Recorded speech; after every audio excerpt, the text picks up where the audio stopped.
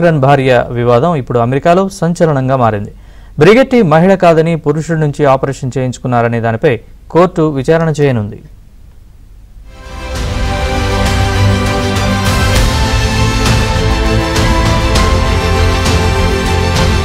ప్రపంచంలోని అత్యంత శక్తివంతమైన దేశాధినేతల్లో ఒకరైన ఫ్రాన్స్ అధ్యక్షుడు ఇమ్మాన్యుయల్ మాక్రాన్ ఓ విచిత్రమైన వ్యక్తిగతమైన న్యాయ పోరాటానికి సిద్ధమయ్యారు. తన భార్య బ్రిగెట్టే మాక్రాన్ ఒకప్పుడు పురుషుడని లింగ మార్పిడి చేయించుకుని మహిళగా మారారని జరుగుతున్న తీవ్రమైన దుష్ప్రచారాన్ని ఆయన ఎదుర్కొంటున్నారు. అమెరికాకు చెందిన ఫార్ రైట్ రాజకీయ వ్యాఖ్యాత క్యాండెన్స్ ఓవెన్స్ ఈ ప్రచారాన్ని ఉధృతంగా ముందుకు తీసుకువెళ్లడంతో మాక్రాన్ దంపతులు ఆమెపై పురుష నష్టం దావా వేశారు. ఫ్రాన్స్ ప్రథమ మహిళ ఓ పురుషుడేనని, ఈ విషయంపై తన వృత్తిపరమైన కీర్తిని పణంగా పెడతానని ఆమె 2024లో వ్యాఖ్యానించారు.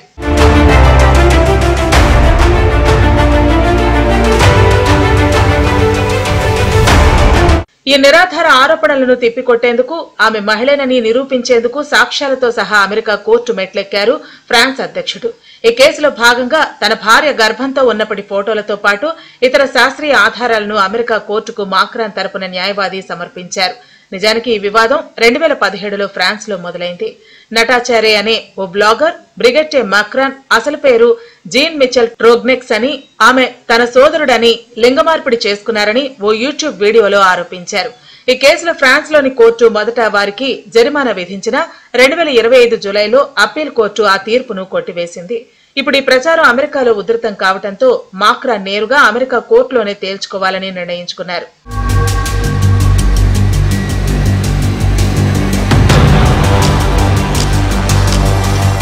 ఫ్రాన్స్ అధ్యక్షుడు ఇమ్మాన్యుయల్ మాక్రాన్ 47 ఏళ్ల వయసు కాగా తనకంటే 25 ఏళ్ల పెద్దదైన బ్రిగెట్టేను వివాహం చేసుకున్నారు. 1993లో ఫ్రాన్స్ లోని అమియన్ స్కూల్లో మాక్రాన్ చదువుతున్న సమయంలో అప్పటికే పెళ్లై 3 పిల్లలున్న టీచర్ పై మనసు పారేసుకున్నారు. 1994లో మాక్రాన్ బ్రిగెట్టే కలిసి స్విమ్మింగ్ పూల్లో స్నానం చేస్తుండగా భర్త ఆండ్రీ లూయిస్ కంటపట్టడంతో వెంటనే విడాకులైపోయాయి.